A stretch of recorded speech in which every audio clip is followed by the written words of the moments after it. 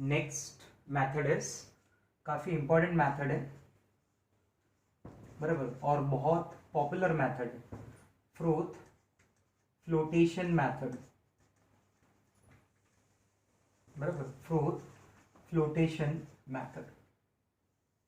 Short में इसे हम लोग बोलेंगे FFM, बराबर, फ्रोथ फ्लोटेशन मैथड, बराबर। तो लेट्स सी इसका प्रिंसिपल क्या बोलता है, बराबर। But before starting with principle, इसकी खास बात है कि ये जो मैथड है ना, froth flotation method, is very very specific method. ये बहुत ही ज्यादा स्पेसिफिक मैथड होता है। मैं ऐसा क्यों बोल रहा हूँ? Because it is used only for sulphide ore. It is used only for sulphide ore. ये सिर्फ और सिर्फ, बराबर, सल्फाइड ओर के लिए परफॉर्म करते हैं हम लोग। जैसे मैंने आपको ग्रेविटी सेपरेशन में बोला था कि it is generally for oxide and carbonate. Magnetic separation में बोला कि it is for those ore which either contain metal as magnetic part और इम्प्योरिटी एज मैग्नेटिक पार्ट। लेकिन यहाँ पे मैं एकदम क्लियर बोल रहा हूँ कि froth flotation method FFM is used only for those ore, is only for sulphide ores, बराबर, जिनके अंदर सल्फाइड प्रेजेंट हो।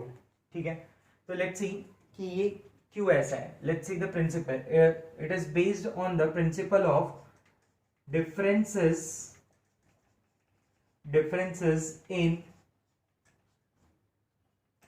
wetting property of ore and impurity. Differences in wetting property of ore and impurity. जैसे आपने उस Surf का advertise जब देखा होगा, बराबर, तो उसमें ऐसे कुछ कपड़े दिखाते हैं, बराबर, उनको ऐसे रिप्रेजेंट करते हैं, बराबर, और दिखाते कि यहाँ पे इम्प्योरिटी है, इधर इम्प्योरिटी है, इधर इम्प्योरिटी है, इधर इम्प्योरिटी है, और वाटर आया, इम्प्योरिटीज को लेके चला गया। मतलब इम्प्योरिटी और वाटर का आपस में कुछ खास रिश्ता है, कुछ आपस में लगाव है, कुछ अट्रैक्शन है। बिकॉज ऑफ दैट वाटर ये इम्प्योरिटीज को लेके बाहर निकल गया। आपने ऑब्जर्व किया ये, बराबर। अगर आपने अपना कपड़ा धोया होगा कभी हाथों से, मशीन में नहीं, हाथों से, तो आपने ऑब्जर्व किया रहेगा कि वाटर के डालने के बाद वो इम्प्योरिटीज ऐसे बाहर जाते हुए दिखाई देता है कि नहीं? तो मैं बोलूंगा कि इम्प्योरिटी जो होती है, बराबर, they are preferentially wet by water. इन सब केसेस में मैं क्या बोल रहा हूँ कि जो इम्प्योरिटी है, they are preferentially wet by water. वो they get easily combine with water, I mean to say they get easily combine with water, बराबर। यहाँ पे क्या है, यहाँ पे देखते हैं हम लोग, यहाँ पे एक्चुअली क्या होगा कि जो सल्फर होता है, जो ओर होता है ना, दैट ओर प्रेफरेंशियली, जो सल्फाइड ओर है मेरे पास, बराबर, वो इजीली वेट हो जाता है, बराबर, ऑयल के साथ, और इम्प्योरिटी वाटर के साथ आता है। इम्प्योरिटी किसके साथ जाता है? वाटर के साथ। और सल्फाइड ओर किसके साथ जाता है? ऑयल के साथ, बराबर। तो लेट अस अंडरस्टैंड दिस कि क्या चीज है, बराबर। तो प्रिंसिपल भी आप धीरे धीरे और समझेंगे कि मैं क्या बोलना चाहता था, बराबर। अगर मैं वर्किंग पार्ट से स्टार्ट करूं, बराबर, तो for this we should have a large container, बराबर। एक बड़ा सा कंटेनर है, एक बड़ा सा टैंक है, बराबर, जिसको मान लो मैंने 2 पार्ट में डिवाइड किया है। ठीक है, जो फर्स्ट पार्ट है वो मैं ऐसे एम्प्टी रख रहा हूं अभी। सेकेंड पार्ट में ये एक व्हील है, बराबर, पैडल व्हील, बराबर। ये जो पैडल्स हैं इनके पास ओपनिंग्स हैं, बराबर, ठीक है। और इसके अंदर मैंने ऐड कर दिया वाटर, बराबर, मैंने क्या ऐड किया है? वाटर, बराबर। अब देख लो इसके अंदर प्रेजेंट क्या क्या है, बराबर। मैंने ऐड किया है वाटर, बराबर, मैंने ऐड किया है ऑयल, बराबर, मैंने ऐड किया है ऑयल, बराबर। उन ऑयल, जो मैंने ऑयल ऐड किया है, मैं उसको नाम दूंगा फ्रोथर्स, बराबर, और I can say foaming agent, बराबर, water, oil, some stabilizers are also added, बराबर, some surfactant are also added, ठीक है, वाटर ऐड कर रहा हूं, ऑयल ऐड कर रहा हूं, स्टेबलाइजर ऐड कर रहा हूं, सर्फेक्टेंट ऐड कर रहा हूं. After adding all this under high pressure hot air is passed, you can say, बराबर. ये जो पाइप है ना, इसके थ्रू मैं हॉट एयर पास कर रहा हूं और ये पैडल व्हील रोटेट करना चालू कर देगी. अंदर ऑयल है, वाटर है, एयर जा रहा है, बराबर, और वो एक विगरस फोर्स के साथ घूम रहा है. जैसे आप क्या करो, आप थोड़ा सर्फ डालो वाटर में, ठीक है, बराबर. एक बकेट लो, बकेट में वाटर है, आप उसमें सर्फ डालो और हाथ से ऐसे घुमाओ, तो देखो कितना फ्रोथ जनरेट हो जाएगा. इन अ सिमिलर वे यहाँ पे भी क्या होगा, फ्रोथ फॉर्म होना चालू हो जाएगा, बराबर. And that froth combines with sulphide ore. अंदर जो सल्फाइड ओर है ना, वो फ्रोथ उस सल्फाइड ओर के साथ कंबाइन हो जाएगा और उसको धीरे धीरे कहाँ पे लेके आएगा, सरफेस पे लाएगा. क्योंकि फ्रोथ कैसा है, लाइटर है ना, बराबर, तो वो कहाँ पे सेटल होगा, सरफेस पे सेटल होगा. और जो इम्प्योरिटी रहेंगी वो वाटर के साथ इम्प्योरिटी यहाँ पे रह जाएंगी. समझा, बराबर. वर्किंग क्लियर हो रहा है. अब इसके बारे में काफी डिटेल में बात करेंगे, बराबर. अब मान लो जो यहां से मान लो फ्रोथ ऊपर आ गया, यहाँ पे आ गया फ्रोथ, बराबर, ये फ्रोथ है, बराबर. And now this froth is schemed of into next container. यहां से जो फ्रोथ मुझे मिला है, जिसके पास सल्फाइड हो रहे हैं, बराबर, उसको मैंने इस नेक्स्ट कंटेनर में ले लिया, बराबर. फ्रोथ कंटेनिंग सल्फाइड ओर, बराबर, is skimmed off into next container. Second container में मैंने उसको ले लिया, बराबर. और सपोज मैंने इसको रख दिया इन द प्रेजेंस ऑफ सनलाइट. उस कंटेनर को मैंने किसके सामने रख दिया, सनलाइट. तो सनलाइट की वजह से क्या होगा, फ्रोथ के जो बबल्स वो धीरे धीरे फूट जाएंगे, बराबर. यानी आई मीन टू से इवेपोरेट हो जाएगा पूरा. और जब इवेपोरेट हो जाएगा तो यहां से मुझे क्या मिलेगा, ओनली सल्फाइड ओर. समझा. तो मैंने क्या बताया कि मैंने एक कंटेनर लिया जो जिसमें दो पार्ट हैं, बराबर. फर्स्ट पार्ट में मैंने एक पैडल व्हील डाला हुआ है, ठीक है, which consist of water, oil, stabiliser, surfactant, बराबर. और उसके बाद hot air is pass through this wheel, और व्हील को मैं रोटेट कर रहा हूं, बराबर, काफी विगरस रोटेट कर रहा हूं to obtain maximum amount of froth, बराबर. और जब एक बार फ्रोथ मिल जाएगा तो ये जो अंदर सल्फाइड हो रहा है that get combined with froth. Sulphide और फ्रोथ से कंबाइन हो रहा है, बराबर. और फ्रोथ से कंबाइन होने के बाद धीरे धीरे कहाँ पे आएगा, सरफेस पे आएगा. सरफेस पे आने के बाद आप क्या करो, बराबर, that froth is skimmed off into next container, बराबर. उसको मैं नेक्स्ट कंटेनर में स्किम्ड ऑफ कर लूंगा, kept it in the presence of sunlight, बराबर, and you will get sulphide ओर.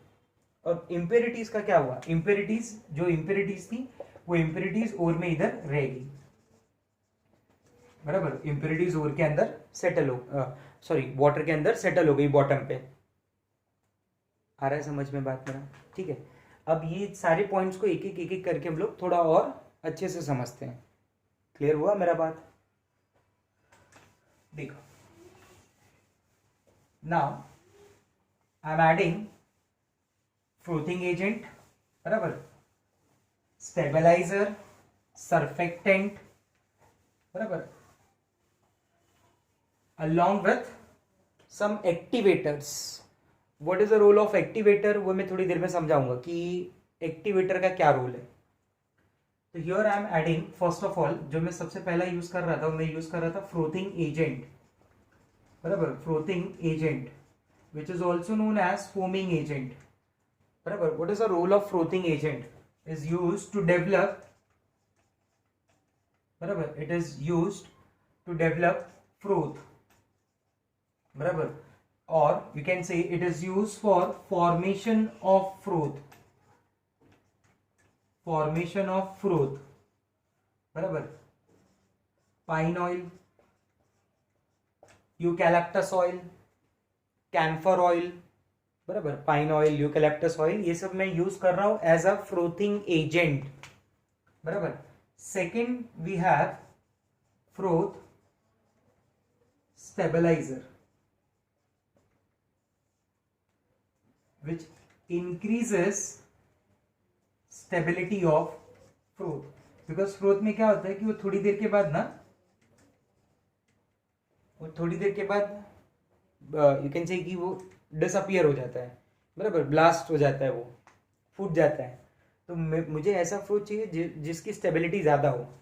तो इसलिए उसको स्टेबलाइज करने के लिए we are adding some froth stabiliser in that container. Example aniline, phenol, cresol. These are used as froth stabilizer. Third and the most important one is surfactant. Now what is the role of surfactant? Surfactant ये एक main role play करता है. You can say surfactant का main role play होता है वहां पे ओर को ऊपर लाने का, बराबर. और यू कैन से कि सर्फेक्टेंट एसोसिएट कर रहा है ओर को फ्रोथ के साथ में, बराबर. सर्फेक्टेंट ओर को एसोसिएट कर रहा है किसके साथ में? फोर्थ के साथ में, बराबर. मतलब इट हेल्प्स इन collection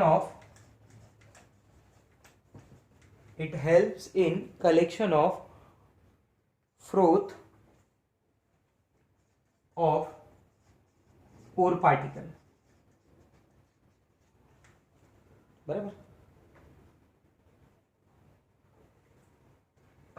मैं ऐसे लिख दूं, it helps in collection of froth of ore particle on the surface of froth.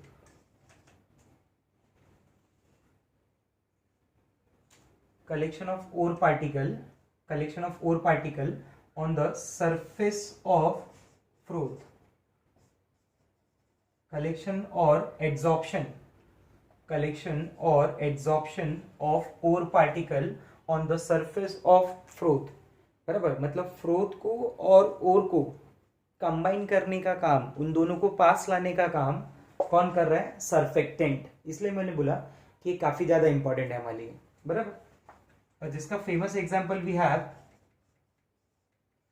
Sodium ethyl xanthate, और we can use sodium lauryl sulphate, बराबर. मैं ये यूज कर रहा हूं, काफी कॉमन है. सोडियम इथाइल xanthate और पोटेशियम इथाइल xanthate, बराबर. दिस इज इथाइल, बराबर, C2H5, बराबर. C2H5 यानी ethyl. O C double bond S, single bond S, minus का charge along with Na plus, बराबर. तो Na मेरा सोडियम हो गया, ये मेरा इथाइल हो गया, और ये मेरा xanthate हो गया. Sodium ethyl xanthate. In case of long alkyl chain, students, in case of long alkyl chain, these are represented as like this, बराबर. उनको बॉन्ड लाइन फॉर्म में नोटेशन में रिप्रेजेंट कर देते हैं. O C double bond S, single bond S minus, बराबर, along with Na plus K plus whatever it is, जो side में होगा, बराबर. So this is your sodium ethyl xanthate which acts as a surfactant, बराबर. तो तीन यहाँ पे टर्म डिस्कस किया हमने. What is frothing agent, what is froth stabiliser and what is surfactant. Frothing agent क्या करेगा? वहां पे फ्रोथ डेवलप करने का काम करता है, बराबर. फ्रोथ स्टेबलाइजर क्या करेगा? उस फ्रोथ की स्टेबिलिटी को मेंटेन करेगा, बराबर. और सर्फेक्टेंट क्या करेगा? इट हेल्प्स इन कलेक्शन और एड्सॉर्प्शन ऑफ फ्रोथ पार्टिकल और ore particle on the surface of froth. ये ओर पार्टिकल को फ्रोथ के सरफेस पे कलेक्ट करने का काम करेगा, बराबर, एड्सॉर्ब करने का काम करेगा. तो लेट अस सी सर्फेक्टेंट कैसे काम करता है, बराबर. वो मैं समझता हूं कि सर्फेक्टेंट कैसे काम कर रहा है. ठीक है. अब यहाँ पे मुझे ये समझना है कि सर्फेक्टेंट का रोल कैसे होता है. मैं ये तो समझ गया कि ओर पार्टिकल जो है वो कंबाइन हो रहा है फ्रोथ के साथ, बट मुझे समझना है कि कैसे कंबाइन होता है. तो here it involves surface chemistry. बराबर, सरफेस केमिस्ट्री का फेनोमेना आ जाएगा। मेरे पास जो ओर है अंदर, दैट इज पीबीएस, जेडएनएस, जो भी है, that is an example of ionic compound. बराबर, ये जो मेरे पास ओर है, बराबर, that is an example of ionic compound. और मेरे पास CH3CH2, CH3CH2O, C, double bond S, single bond S minus Na plus. बराबर, this is my sodium ethyl xanthate. In this sodium ethyl xanthate, ये जो part है, this part is hydrophilic in nature, ionic part, polar part. बराबर, और ये जो पीछे वाला अल्काइल का पार्ट है, बराबर, जो अल्काइल की चेन है, that is hydrophobic in nature.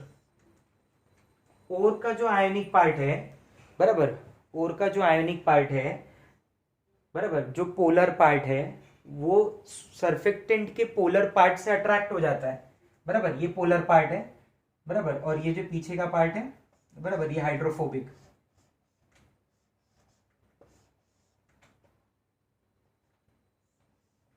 आप ये मत देखना कि मैं कितने वहां पे ऐसे डैश बना रहा हूं, मैं सिर्फ इतना बताना चाहता हूं कि पोलर का जो पोलर पार्ट है, PBS, ionic compound, Pb+2n S-2, बराबर, that ionic part, that polar part combines with polar part, polar part combines with another polar part।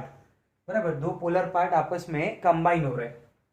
ठीक है, ये पोलर पार्ट इस पोलर पार्ट के साथ कंबाइन हो रहा है, और जो बाहर दिख रहा है मुझे, इस पूरी चेन में जो मुझे बाहर दिख रहा है, that is my hydrophobic part. जो बाहर मुझे मतलब दिखाई दे रहा है, that is hydrophobic part. And because of this reason, overall,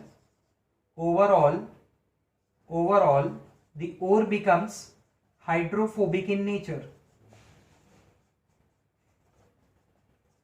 Hydrophobic in nature. Now try to understand. मैं क्या बोलना चाहता हूं कि मान लो मैं सपोज मैं सॉल्ट ले रहा हूं, ठीक है, और उस सॉल्ट को मैं पैकेट के अंदर ले रहा हूँ। बराबर, एक प्लास्टिक का पैकेट है, उस प्लास्टिक के पैकेट के अंदर, बराबर, मैंने सॉल्ट को रख दिया है, ठीक है, बराबर, और पूरा एनक्लोज्ड है, कहीं से कोई भी लीकेज नहीं है। फिर मैंने उस पैकेट को वाटर के अंदर डाल दिया, वो सॉल्ट वाटर में डिजोल्व नहीं होगा, बिकॉज अब वो सॉल्ट के ऊपर एक कवरिंग आ गया है, वो कवरिंग हाइड्रोफोबिक नेचर है, प्लास्टिक नहीं डिजोल्व होगा वाटर में, तो वो सॉल्ट भी डिजोल्व नहीं होगा। सिमिलर पैटर्न यहां भी हो रहा है, अंदर हाइड्रोफिलिक पार्ट है, लेकिन ओवरऑल जो ये पूरा पार्ट है, उसका नेचर क्या हो गया, ओवरऑल पार्ट का नेचर हो गया हाइड्रोफोबिक। बराबर, अब हाइड्रोफोबिक होगा, बराबर, तो हाइड्रोफोबिक जो भी पार्ट होते हैं, they acts as water repellent. Hydrophobic part acts as water repellent, वो वाटर रिपेलेंट की तरह काम करेगा। बराबर, और वाटर से दूर जाएगा, मतलब कहां जाएगा, सरफेस की तरफ आएगा। बराबर, तो in this way surfactant froth और पार्ट को एसोसिएट करके कहां ला रहा है, ऊपर की तरफ ला रहा है। समझा। और एक बार सरफेस पे आ गया तो उसके बाद मैंने आपको बताया था, स्किम ऑफ करेंगे, दूसरे कंटेनर में लेंगे, ठीक है, और उस कंटेनर को सनलाइट में रखेंगे टू रिमूव फ्रोथ। बराबर, एक बार फ्रोथ रिमूव हो गया तो now you have your concentrated sulphide ore, जिसमें से काफ़ी सारी इम्प्योरिटीज कम हो गई रहेंगी। बराबर, और वो इम्प्योरिटीज कहाँ जाएंगी, वो इम्प्योरिटीज वाटर के अंदर ही नीचे जमा हो जाएंगी कंटेनर में। क्लियर हुआ मेरा पार्ट, समझ में आया मैं क्या बोल रहा हूँ, ठीक है, एनी डाउट विद दिस। बराबर, ये सारे पॉइंट समझ में आए कि यहाँ पे क्या हो रहा है। बराबर, ये सरफेस केमिस्ट्री का फेनोमेना यहाँ पे आ गया। बराबर, हाइड्रोफिलिक पार्ट, हाइड्रोफोबिक पार्ट, ये सब चीज़ें आप वहाँ पे काफ़ी डिटेल में आपने डिस्कस किया हुआ है ऑलरेडी, ठीक है। Okay, now in case of associated ores,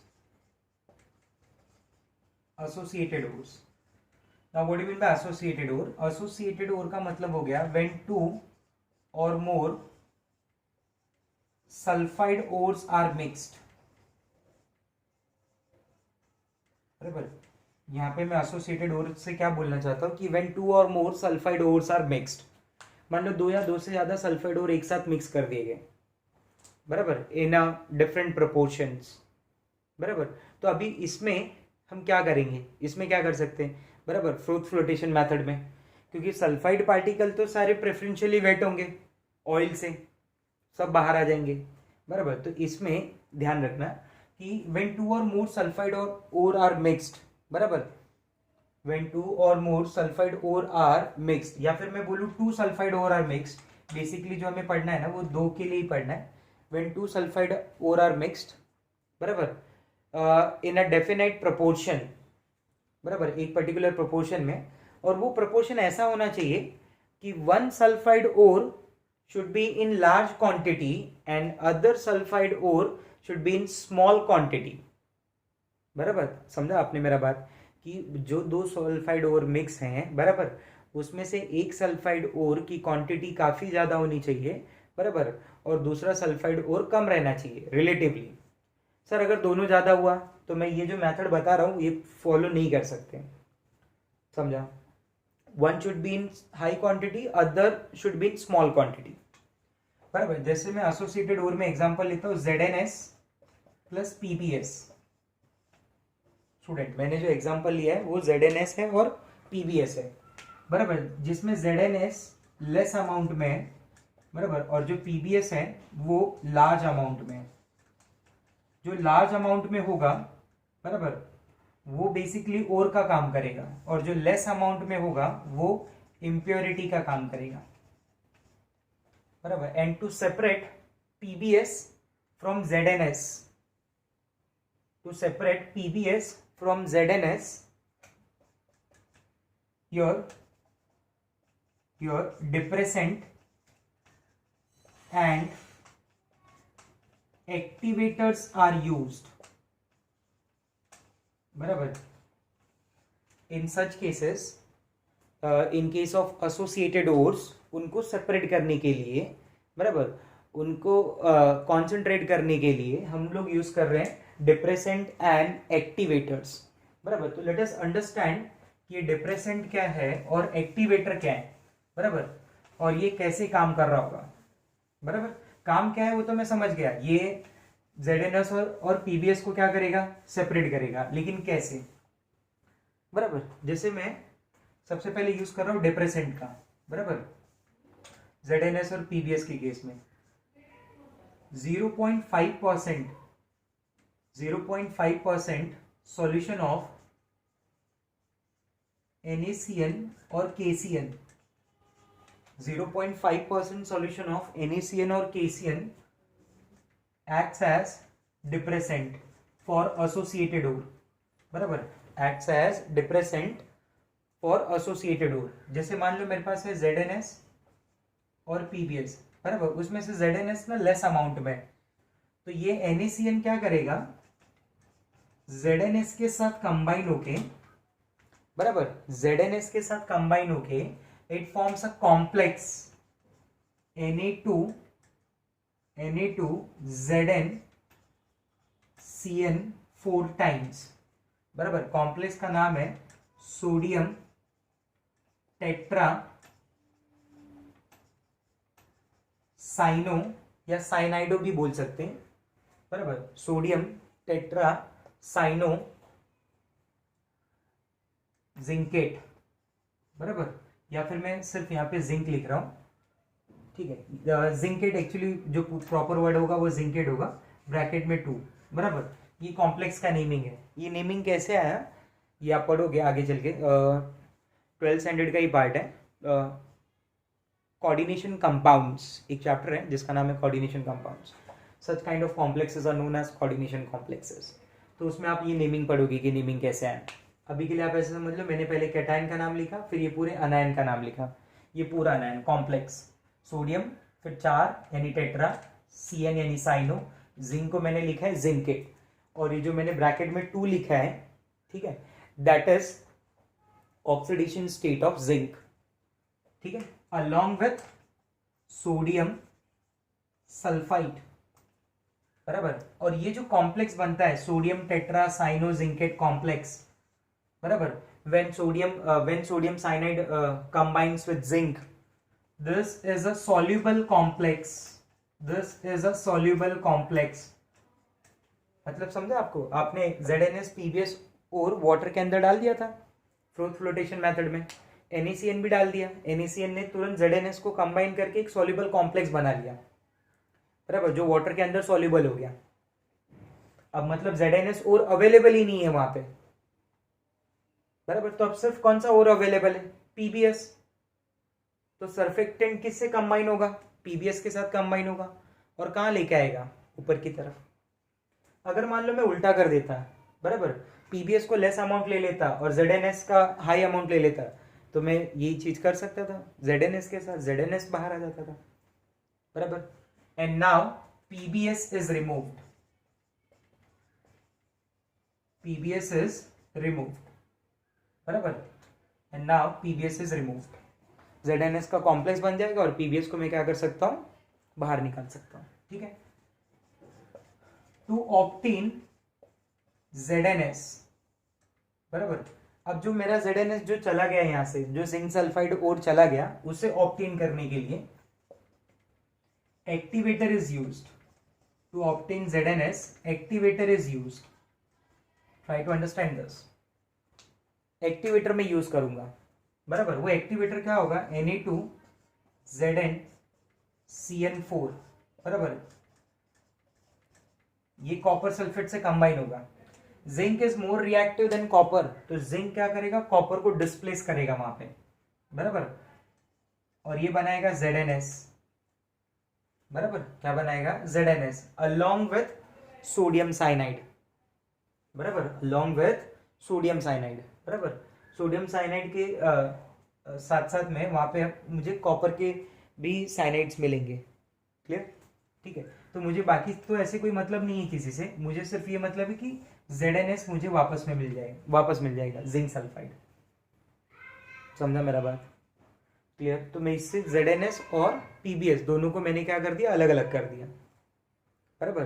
तो ये मैं तभी यूज करूंगा जब एसोसिएटेड ओर होंगे, और एसोसिएटेड ओर में भी क्या होगा, बराबर, one is in small quantity, मतलब वो इंप्योरिटी की तरह काम करना चाहिए, और दूसरा हाई क्वांटिटी में होना चाहिए, बराबर, लार्ज क्वांटिटी में होना चाहिए, मतलब जो ज्यादा अमाउंट में हो। क्लियर हुआ मेरा बात, ठीक है।